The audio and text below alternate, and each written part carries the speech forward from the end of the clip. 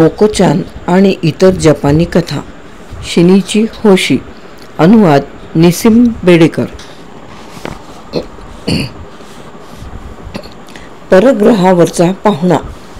कुठून तरी आलेली ती उडणारी वस्तू निळ्या आकाशातल्या ढगांमधून अवतरली. बघ बघ, काय आलंय ते. कशासाठी आलं असेल रे.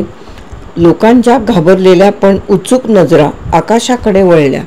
उडत्या तबकडी सारखी दिसणारी ती वस्तू अस्थिरपणे डगमगत खाली यायला लागली.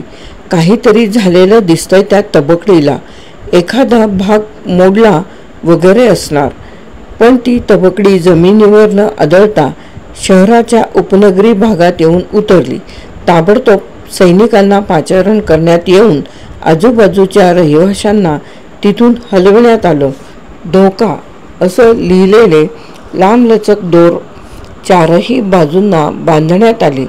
लोक दुरूनच आता काय होणार ते बघत होते, पण काहीच घडत नव्हतं. हल्ला वगैरे करण्याचा इरादा दिसत नाही त्यांचा. अंतराळातून आलेले सगळेच आक्रमण करण्यासाठी येतात असं थोडंच आहे, दुर्बिणीतून टेहळणी करणाऱ्या अधिकाऱ्यानं सांगितलं. आतमध्ये कुणीतरी बसलंय असं दिसतंय. खिडकीच्या आतून हात हलवतंय. ठीक आहे, जवळ जाऊन पाहूया. आक्रमणासाठी सुसज्ज तयारी केलेली असतानाच काही जण भीत त्या तबकडीच्या दिशेनं निघाले.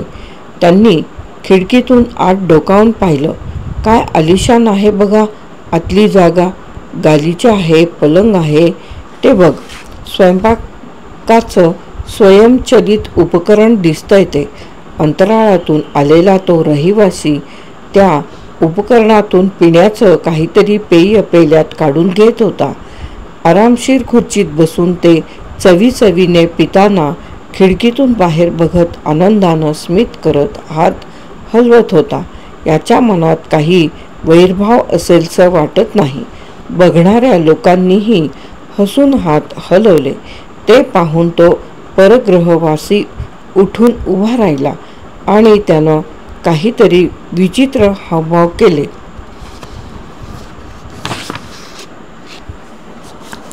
आपल्याला काहीतरी विनंती करतोय तो. हावभावावरून त्याला कृपा करून दरवाजा उघडा असं सांगायचंय असं दिसतंय. लोकांनीही हावभाव करून तसं विचारताच परग्रहवासियानं होकारार्थी मान हलवली. आलं लक्षात, अंतराळयानातून प्रवास करताना एखाद्या अंतरिक्ष खडकाला आपटून दार उघडणारं उपकरण निकामी झालं असणार. तबकडी पाहून आलेल्या लोकांनी दिलेल्या माहितीवर विचारविनिमय झाला आणि तबकडीचं दार उघडण्याचे प्रयत्न सुरू झाले. ते दार चांगल्याच दणकट मिश्र धातूपासून बनवलेलं असल्यामुळे उघडणं फारसं सोपं नव्हतं. पण नव्या तंत्रज्ञानाचा वापर करून तबकडीचं दार जाळून कापण्यात आलं. आतून हिरवा पोशाख केलेला परग्रहवासी रमत-गमत बाहेर चालत आला. त्यानं काहीतरी 2-3 शब्द उच्चारले. त्यांचा अर्थ कुणालाच कळला नाही, पण त्याच्या आविर्भावावरून तो आभार मानत असावा इतकं कळण्यासारखं होतं. त्याला आनंद झाला हे बरं, पण आता काय करायचं आपण. एवढ्या दूरच्या ग्रहावरून इथे आलाय हा. कशासाठी आलाय हे माहीत नाही, पण आपण त्याचं भव्य स्वागत करूया. स्वागत करण्यात तर काही चूक नाही. लगेच स्वागत समिती स्थापन करण्यात आली. दुतर्फा लोकांनी गजबजलेल्या रस्त्यानं मोठी मिरवणूक निघाली. सर्वत्र आनंदानं जल्लोष चालला होता आणि कागदाचे रंगीबिरंगी कपटे विखुरले जात होते. तशातच पुढे जाणाऱ्या मोटार गाडीत उभा राहिलेला तो परग्रहवासी सस्मित चेहऱ्यानं हात हलवत होता. गाडी आलिशान हॉटेलात पोचली तेव्हा वाट पाहत असलेल्या स्वागत समितीच्या प्रमुखानं अभिवादन केलं. सर्वत्र पसरलेल्या विशाल अंतराळातून प्रवास करून आमच्या पृथ्वीवर तुम्ही आलात. या पृथ्वीवरची संस्कृती तुमच्या ग्रहावरच्या संस्कृती इतकी पुढारलेली नाही, पण हे आमचं मनापासून केलेलं स्वागत गोड मानून घ्यावं. त्यावर तो परग्रहवासीही आनंदानं काहीतरी बोलला. अर्थातच यात त्याचा अर्थ कुणाला कळला नाही, पण भाषाशास्त्रज्ञांनी त्याचा आवाज ध्वनिमुद्रित केला आणि त्याचं विश्लेषण सुरू केलं. पण तसं करण्याचीही गरज नव्हती असं दिसलं. पृथ्वीवरची संस्कृती दर्शवणारी वस्तुसंग्रहालयं किंवा पृथ्वीवरचे पशुपक्षी एकत्र केलेली प्राणी संग्रहालयं जेव्हा त्या परग्रहवासियाला दाखवण्यात आली तेव्हा तो फारच छान, अगदीच मजेदार असे शब्द बोलायला लागला. काही असलं तरी बोलून चालून परग्रहावरचा आहे तो. आपली भाषा इतक्यातच वापरायलाही सुरुवात केली त्यानं. इतक्या झपाट्यानं हा शिकत असेल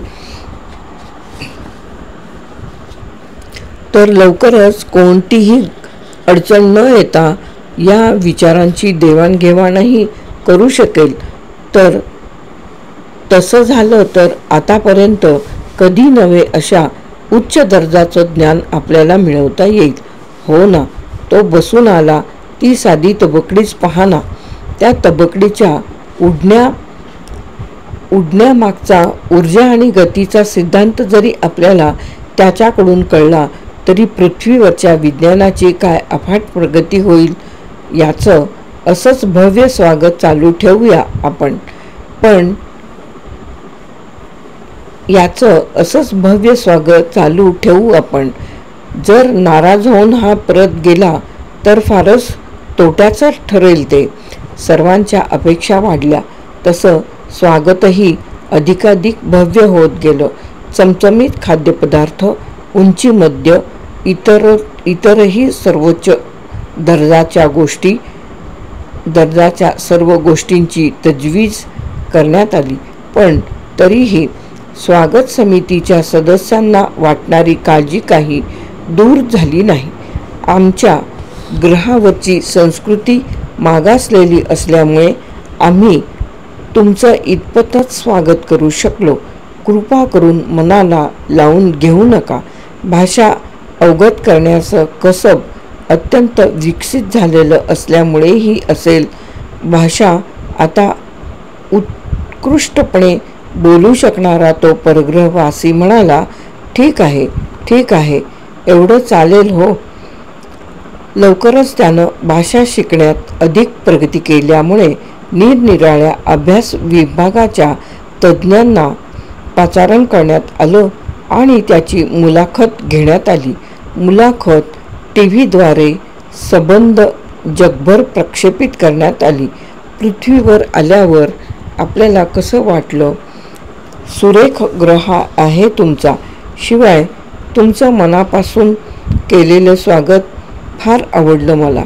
मी आमच्या ग्रहावर परत गेल्यावर इथले अनुभव सांगितले की आमच्या ग्रहावरचे लोकही फार आनंदित होतील. मी इतक्या दूरवरून अंतराळातून प्रवास करून आलो, त्याचं सार्थक झाल्यासारखं वाटतंय. पण आमचा पृथ्वीवर येण्याचा उद्देश काय होता? व्यापार. ग्रहांमधली सांस्कृतिक देवाणघेवाण अर्थातच महत्त्वाची आहे, पण वस्तूंची देवाणघेवाणही अधिकाधिक व्हायला हवी असं मला वाटतं. याच उद्देशानं माझी निवड करण्यात आली आणि मला इथे धाडण्यात आलं. त्याचं ते उत्तर ऐकून सर्वांनी आनंदाच्या आरोळ्या ठोकल्या. पण स्वागत समितीतला एकजण काहीसा खजील होऊन म्हणाला, तसं असेल तर फारच उत्तम, पण तुमच्या ग्रहावरच्या लोकांना आवडतील अशा वस्तू आमच्या पृथ्वीवर खरोखरच आहेत का? स्वतःला इतकं कमी लेखू नका तुम्ही. पृथ्वीवरचं तुमचं तंत्रज्ञानही चांगलं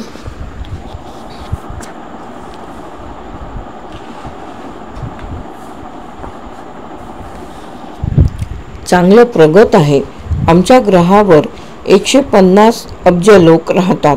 त्यामुळे तुमच्याकडून कितीही प्रमाणात वस्तू विकत घेऊ आम्ही. त्याच्या मोबदल्यात पृथ्वीवर फारशा मुबलक नसलेल्या वस्तू, उदाहरण द्यायचं झालं तर प्लॅटिनम, हिरे, जर्मेनियम अशा वस्तूंमध्ये आम्ही त्याची किंमत देऊ. हवं तर किरणोत्सर्गी धातूही देऊ. व्यापाराव्यतिरिक्त बोलायचं झालं तर तुमच्या ग्रहावरचा निसर्ग किती सुंदर आहे त्याचाही पुरेपूर वापर करायला हवा. मी परतल्यावर इथलं वर्णन केलं की दरवर्षी अब्जावधी पर्यटक तुमच्या ग्रहाला भेट देतील. पृथ्वीवरच्या लोकांचा आनंद आता गगनाला भिडला. ही तर सुवर्ण संधी आहे आपल्यासाठी. आता पृथ्वीवर 2 तट पाडून आपापसात लढण्याचे दिवस संपले. चला लागूया कामाला. आतापर्यंतचे पृथ्वीवरचे 2 विरोधी तट पूर्णपणे बदलले. आता उत्पादक आणि पर्यटन व्यावसायिकांमध्ये चढाओढ आणि स्पर्धा सुरू झाली. एकमेकांकडून जमिनी हिरावून घेणं आणि कारखाने व हॉटेलच्या विस्तारासाठी बांधकाम व्यावसायिकांना एकमेकांच्या गोटात खोचण्याचे उद्योग सुरू झाले. पाश्चात्य कपड्यांचा व्यवसाय असणाऱ्या उतावीळ व्यावसायिकांनी दररोज परग्रहवासियांना बसतील अशा 1,00,000 पोशाखाचं उत्पादन सुरू केलं. पृथ्वीवर हे सगळं चाललेलं असतानाच काही भाषातज्ञ स्वागत समितीच्या सदस्यांना भेटायला आले. जरा तुम्हाला एक गोष्ट सांगायची आहे. आम्ही किती व्यग्र आहोत पाहताय ना. सांगायचं तरी काय तुम्हाला, एवढं महत्त्वाचं नाही, इतकी क्षुल्लक गोष्ट नाही. म्हणूनच तुम्हीही जरा येऊन बघा. असं म्हणून भाषातज्ञांनी स्वागत समितीच्या सदस्यांना जवळजवळ ओढतच तो परग्रहवासी ज्या उडत्या तबकडीत बसून आला होता तिथे नेलं आणि त्यांना आतमध्ये घेऊन गेले.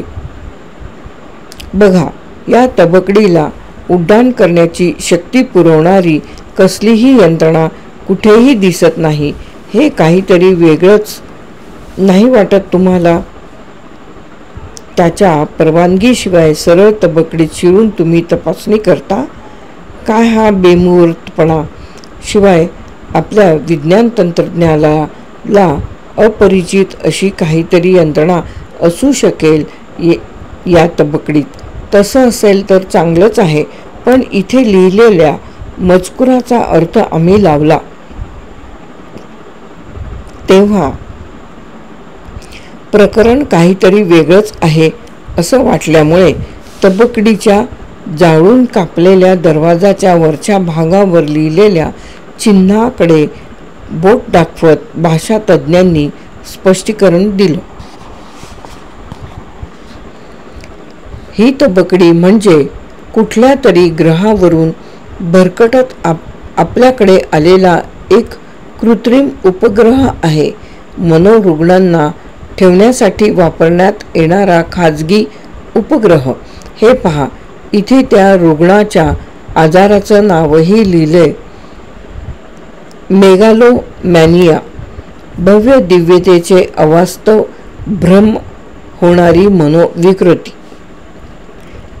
मेगालोमॅनिया, भव्य दिव्यतेचे अवास्तव भ्रम होणारी मनोविकृती.